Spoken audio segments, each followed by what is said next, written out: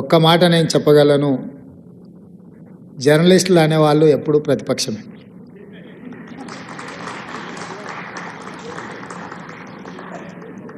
Haragopal sir చెప్పినట్టుగా మేము more power అంటాం, వాళ్ళేమో మోర్ ఫ్రీడమ్ అంటారు. ఇది రెండు వైరుధ్యాలు ఉన్న కాంబినేషన్. ప్రజల యొక్క సమస్యల్ని లేవనెత్తి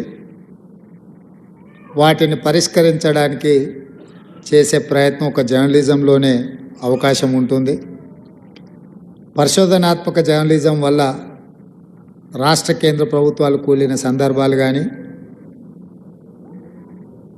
పెద్ద నాయకులను చెప్పబడే వాళ్ళ మీద చర్యలకు అవకాశం కూడా జర్నలిస్టుల ద్వారానే జరిగింది. ఏది ఏమైనా ఈరోజు తెలంగాణ రాష్ట్రంలో ఏర్పడ్డ ప్రభుత్వం ప్రజల ఆకాంక్షలకు,